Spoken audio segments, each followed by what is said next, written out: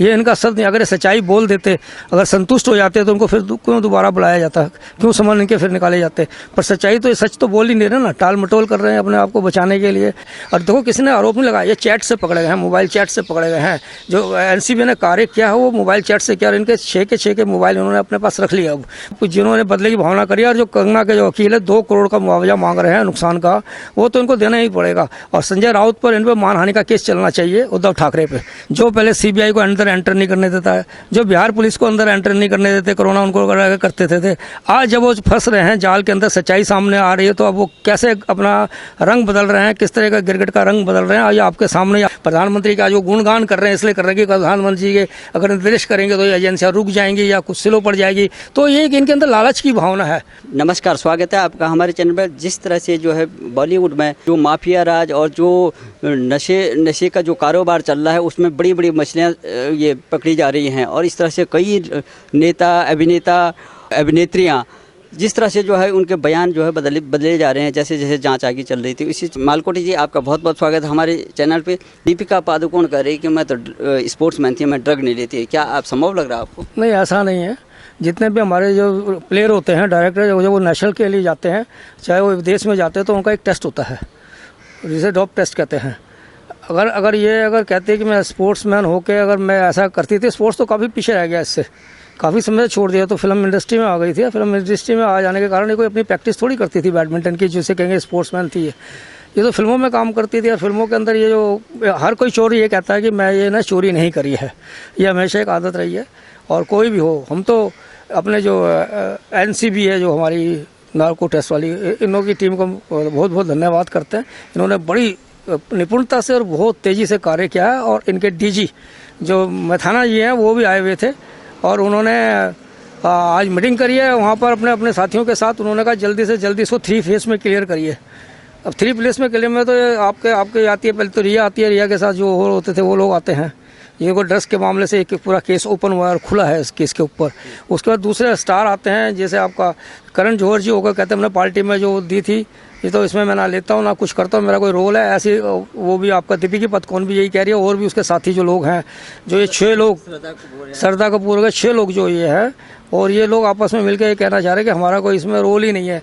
अब इन्होंने जो है नार्को टेस्ट वालों ने इनके जो जितने भी मोबाइल है वो जब्त कर लिए हैं, और मोबाइल से चैट का पता लगाएंगे। मैं कहना चाहता हूँ आपके सवाल में, हर चोर यही कहता है कि मैंने चोरी नहीं करी है, हर नशा करने वाला कहता है मैंने नशा नहीं करा है।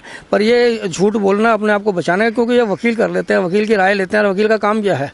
झूठ को सच, सच को झूठ करना, ये वकीलों के लिए आम बात है। सच्चाई के साथ देने के लिए कोई नहीं है। एक युवा लड़का इस संसार से चला गया, एक युवा युवती चली गई दिशा, उसके बारे में इन्होंने कभी नहीं सोचा। और मैं तो ये कहना चाहता हूँ आपके माध्यम से कि ये जो झूठ बोलने का कारण है, ये तो साफ साफ क्लियर हो जाएगा, क्योंकि इनके मोबाइल अब हाथ लग चुके हैं एनसीबी के, और अब ये पूरी जांच करेंगे इसका, और इसके बाद ये जितना भी झूठ बोलने सच्चाई सामने आएगी। तो वो कहते हैं कि मैंने जो माल बोला था, वो माल का मतलब कुछ दूसरा था, मैं वैसे ही जो है वो सरप्राइज करने के लिए या बड़ा दिखाने के लिए इस टाइप का वो कोई वर्ड यूज़ कर रही थी। तो क्या ये संभव है? ये इसके अपने शब्द नहीं है, इसको जो पढ़ाया लिखाया गया, इन जो अभिनेत्रियों को पढ़ाया लिखाया गया इनके वकीलों ने, ये वो बोल रही हैं, ये इनका शब्द नहीं। अगर सच्चाई बोल देते, अगर संतुष्ट हो जाते, तो उनको फिर क्यों दोबारा बुलाया जाता, क्यों सामान इनके फिर निकाले जाते। पर सच्चाई तो, सच तो बोल ही नहीं रहे ना, टाल मटोल कर रहे हैं अपने आप को बचाने के लिए। पर ये तो साफ उस जो फिल्म बनी है इनके ऊपर, जो वीडियो रिलीज़ हुई है, वो तो बिल्कुल असली है, वो जांच में आ चुका है। तो उसमें साफ इनका आंखें बता रही है, पोजीशन बताने के ये नशे में है। अब ये 3 फेज में जो है जो जांच चल रही है एनसीबी की, और आज से सामने जो 3 फेज में अब बड़े नाम जो पर्दे के पीछे हैं, बड़े जो उनके बिग बॉस हैं, वो उनका जो है खुलासा होने वाला था। आपको क्या लगता है? ये बड़ा कड़ा इन्होंने एक्शन लिया है। जो डीजी आए थे यहाँ पर, संथाना जी दिल्ली से वहाँ गए थे, उन्होंने एक मीटिंग करी थी, अस्थाना जी, इन्होंने जो वहाँ मीटिंग करी थी, उस मीटिंग के अंदर काफ़ी घंटे मीटिंग करने का ये निर्णय लिया गया कि हम 3 फेज के अंदर भी कार्य करें। इनको अलग अलग ग्रुप में बांट के उन्होंने 3 फेज में बांट के अब ये कार्य करेंगे। इसमें और 60 लोग अंदर आने वाले, जिनका नाम है, जो बड़े बड़े कलाकार हैं, इनसे भी नामी और सीनियर रह चुके हैं, उनका भी नाम इसमें आने वाला है। बड़ा तगड़ा खुलासा होने वाला है। तो मैं तो ये कहना चाहता हूँ, ये तो बचाव करेंगे अपना पक्ष के लिए। अभी आप देखते जाइए, तो फर्स्ट जो इसका फेस है वो खुला है, सेकंड फेस अभी सामने आने वाला है, थर्ड फेस में तो सारे ओपन हो जाएंगे, कितने बड़े बड़े कलाकार, और 60 लोगों का और खुलासा होने वाला है, जिसको एनसीबी खुलासा करेगी। तो आज अब सीबीआई भी आज सीबीआई की बात आई, सीबीआई की तरफ से अब जो सुशांत सिंह राजपूत का है उसमें जो है एक जो मर्डर के जो है दृष्टि को देखते हुए उसमें वो विवेचना कर रहे हैं। अब तो आपको क्या लगता है? ऐसा सीबीआई अपना कार्य कर रही है, सीबीआई पे हम कोई अंकुश नहीं लगा सकते, ना उसमें हम कैसे स्वतंत्र उसका अधिकार है। पर चक्कर क्या है कि वो आज उन्होंने मेडिकल के सुप्रिटेंडेंट मेडिकल है सफदरजंग के, उनके जितने डॉक्टरों के पैनल से उन्होंने बैठ के मीटिंग करी है कि ये आत्महत्या थी या ये हत्या थी। तो इस चीज़ में उनकी एक मीटिंग हुई है, अब वो निर्णय में जल्दी आ जाएंगे।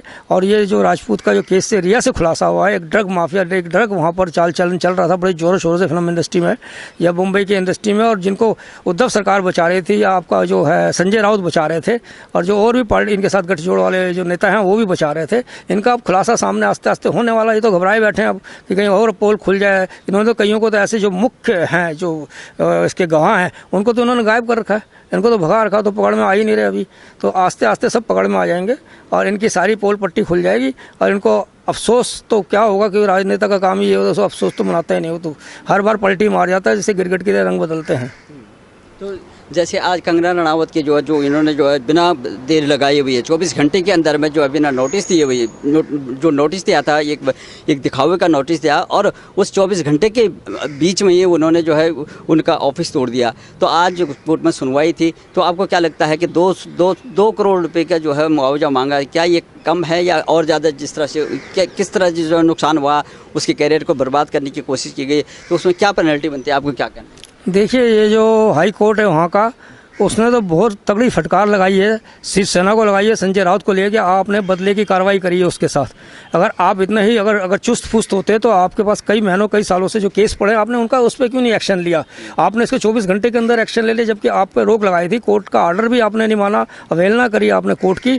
ये बहुत दुखद की बात है कि आप जिन्होंने बदले की भावना करी, और जो कंगना के जो वकील है 2 करोड़ का मुआवजा मांग रहे हैं नुकसान का, वो तो इनको देना ही पड़ेगा। और संजय राउत पर इन पर मानहानि का केस चलना चाहिए उद्धव ठाकरे पे, क्योंकि इन्होंने जो कंगना कह रही थी, मैं आपको सच्चाई बता सकता हूँ, आप मुझसे बैठिए, मैं आपको पोल खोलती हूँ, आपको कितने यहाँ पर नशेड़ी हैं, कितने ड्रग्स लेने वाले हैं, उनके बारे में बताना चाहती हूँ। पर इन्होंने नहीं माना, क्योंकि इनके साथ बंधा हुआ पैसा मिलता है इनको चुनाव के लिए, काफ़ी धन आता है इनके पास से, तो ये कैसे उनका साथ नहीं देंगे। तो इसलिए इन लोगों ने, और मुझे कहीं सूचना ये भी मिली है कि जो उद्धव ठाकरे जी का पुत्र है वो भी फिल्म हीरो बनना चाहता था। शायद मेरे को सुनने में हवा, हो सकता है कि मैं गलत हूँ और नहीं गलत हवा हो सकती है। वो उसमें किसी डायरेक्टर प्रोड्यूसर बड़े से बात चल रही थी कि भाई इसको भी थोड़ा सा कुछ फिल्म लाइन में लेके इससे एक्टिंग शुरू कराई जाए।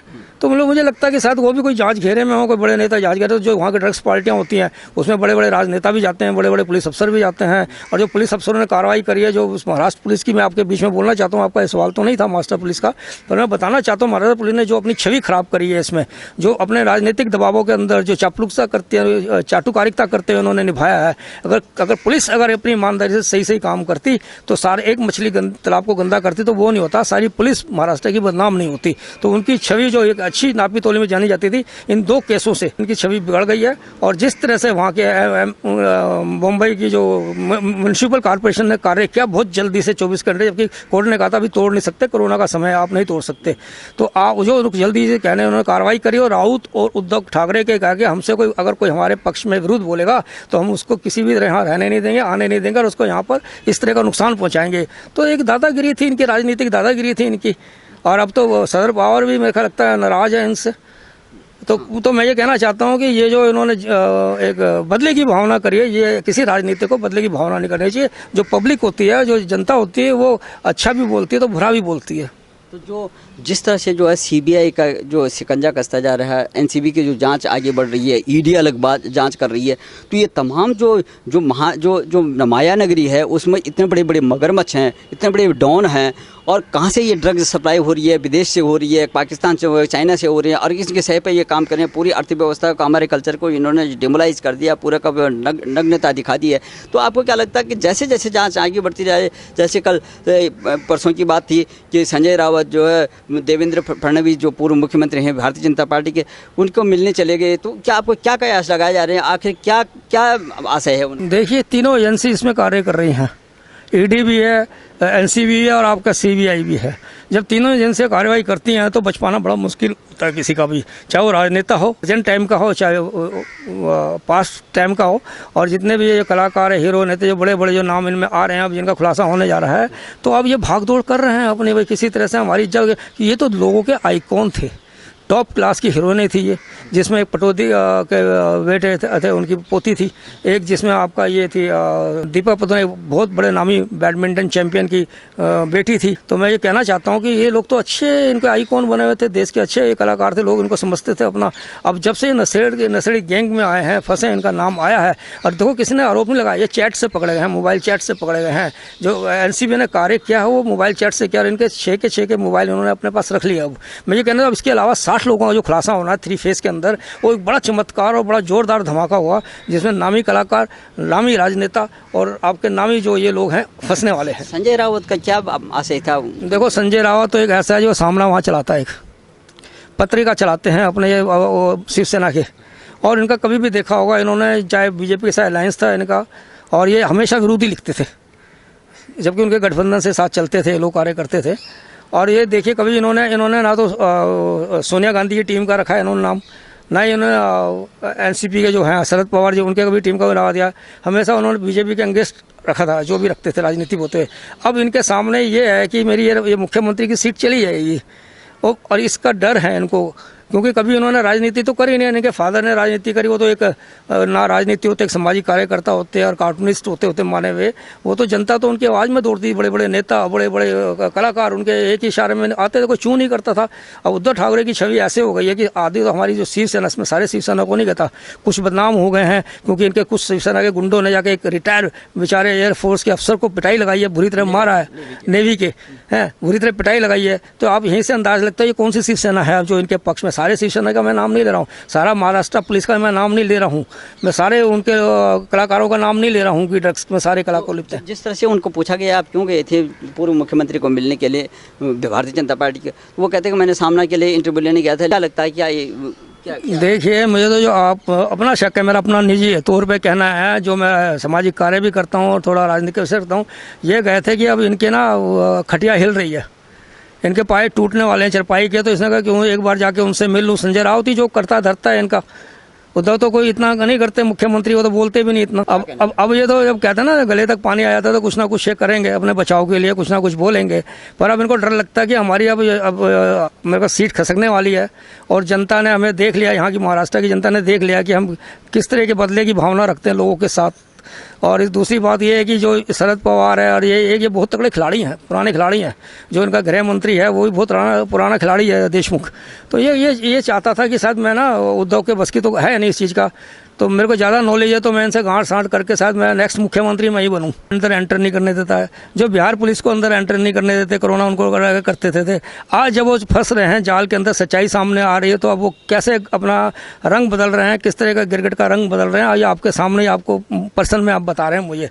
अब ये इजाज़त दे रहे हैं, क्यों इजाज़त दे रहे हैं भाई? मत दो इजाज़त, अड़ जाओ, अभी कर दो धरना प्रदर्शन, सीबीआई के अंगे तीनों एजेंसियों का धरना प्रदर्शन करो आप, कि कोई अंदर एंट्री नहीं करेगा, कोई इनकी जांच नहीं होगी। तुम तो पद में बैठे हो, तुम तो एक देश के वहाँ के मुख्यमंत्री है, गृह मंत्री है, बहुत पावर रखते हैं लोग। तो मैं ये कहना चाहता हूँ, अब ये इनको पता लग गया कि अब हम किसी तरह से भी हम इनको बचा नहीं सकते हैं, और ना ये बच सकते हैं। और जो पुलिस का वहाँ मुख्य रोल है, जो बड़े अफसर का, उसकी भी एक कहना पड़ेगा कि उसने भी अपनी छवि खराब करी है, और साथ में पुलिस वालों की भी छवि खराब हुई है, अगर असंदिग्ध है। और क्योंकि सारे पुलिस वाले नहीं हैं इसमें, और सारे वो अफसर नहीं है, पर ये जो वहाँ का जो डिप्टी कमिश्नर था, जो कहते हैं जिन्होंने हर चीज़ में, देखिए एक मारने वाले को, पीटने वाले को, नेवी के अफसर को वो जमानत देते हैं कुछ घंटे में। एक आर भारत है जो गला फाड़ फाड़ के सच्चाई के वहाँ रो रहा है, सच्चाई के लिए कह रहा है, बोल रहा है, जन जन को साथ सच्चाई लाना चाहता है। आर भारत के अर्णव कुमार जी के जो पत्रकार लोग हैं, टीम है, उनको पत्रकार को अंदर बंद कर देते कई दिनों तक, कोर्ट के कहने पे भी उनको जमानत नहीं मिलती है। तो ये हंसी नहीं आती इस पर। तो ये तो लगता है कि ये बदले की भावना करते हैं, बदले की भावना चाहते हैं। यहाँ तक तो उन्होंने एक संशोधन पास किया अपने उसमें बिल में पास किया कि जो आर भारत पे बैन किया जाए। पर सुप्रीम कोर्ट है ऊपर, न्यायालय ऊपर, तो कहते हैं उन्होंने साफ निकल, आप इन पर बैन नहीं लगा सकते, नहीं आप इन पर रोक लगाते। वो तो ऐसे बदले की भावना पे बैठे हैं कि अब हम जो हैं पूरे वर्ल्ड के, हम पूरे देश के राजा हैं, और हम जो कहेंगे वही होगा। महाराष्ट्र में एक पत्ता भी हमारे कहे बिना नहीं हिलेगा। तो अब ये सच का सच, दूध का दूध सामने आने वाला है। संजय रावत पूर्व एनसीपी के मुखिया मातोश्री में गए मिलने के लिए, तो ये क्यों इस तरह से जो है ये राजनेताओं में ये जो है हलचल मची हुई है? तो आपको क्या लगता है ये सीबीआई, एनसीबी और ईडी की जांच में क्यों इनमें हलचल है, और आगे क्या होने वाला है? देखिए, हलचल तो नेचुरल होनी है। जब इतनी बड़ी एजेंसियां निष्पक्ष काम करती हैं, और तेज़ी से काम करते तो इनके अंदर हलचल पैदा होगा। अब देखिए, आप आपके सामने की बात है, इन्होंने कितनी जल्दी सुसाइड करके उस दिया का केस को एक तरफ कर दिया था। कोई आगे नहीं आया। कोई ऊँचे जो बड़े बड़े कलाकार नेता होते थे, आइन कौन होते थे, अब मैं नाम लूँगा तो फिर विवादित पूर्ण हो जाएगा। आपको कहने की जरूरत नहीं, जो बड़े बड़े हमारे स्टार थे, है ना, कोई आगे नहीं आया। महानायक भी आगे नहीं आया। उनकी पत्नी जरूर आई थाली में छेद, आज वो छेद कहाँ है उसकी, कहाँ गई छेद ही छेद, छलनी बन गई है। पर मैं ये कहना चाहता हूँ, मैं अपमान वाली बात नहीं कर रहा उनके, मैं एक आम जर्नल उसके बेस पे सामाजिक कार्य करते बात करता हूँ। उनको भी सोच समझ के स्टेप लेना चाहिए। जहाँ गलत हो, जहाँ अन्याय हो, वहाँ पर इनको न्याय का साथ देना चाहिए। क्योंकि सरकारें हमेशा रहती नहीं है, आती और जाती रहती हैं।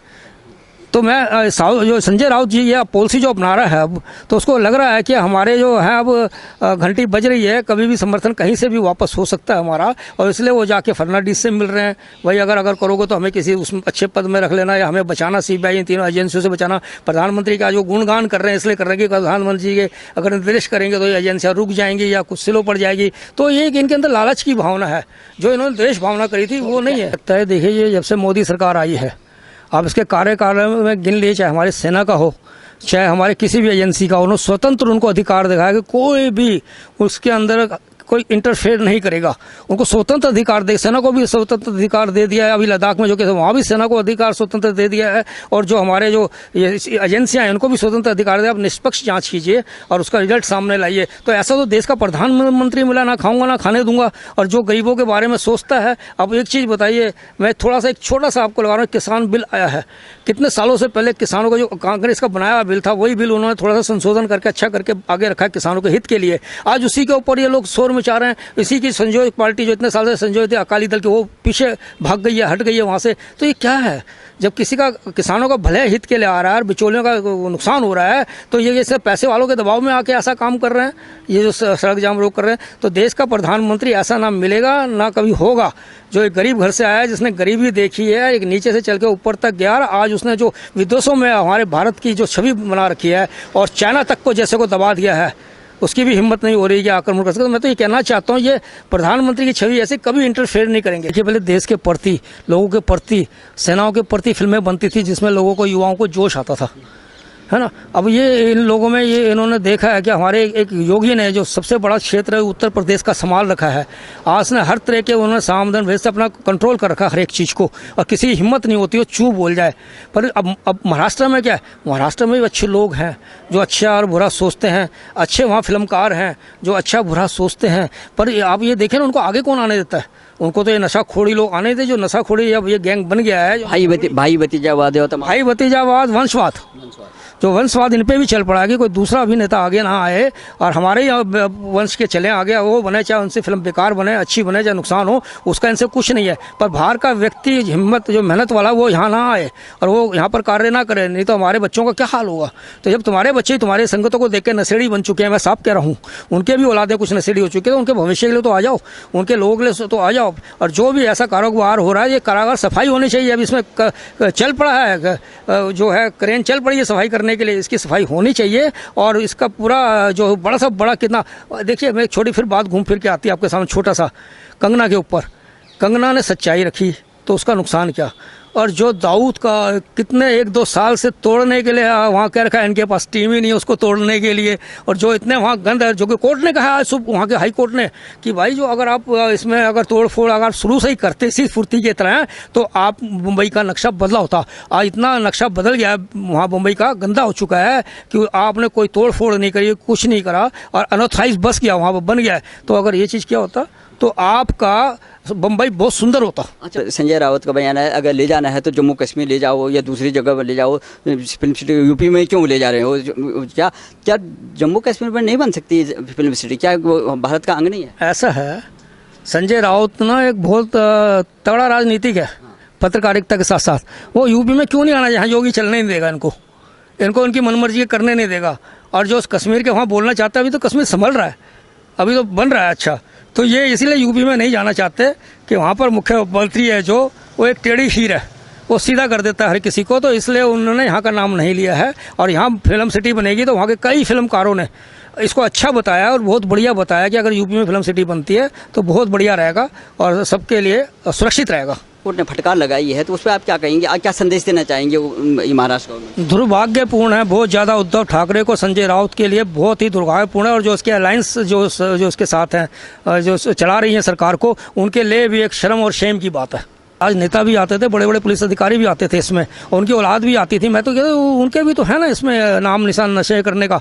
मैं तो यही आपको छोटी सी बात कहना चाहता हूँ कि ये सब शिकंजे में हैं तीनों एजेंसियों के, और इनका एक विस्फोट होने वाला है तीसरे उसमें फेस में। बहुत बहुत धन्यवाद आपका।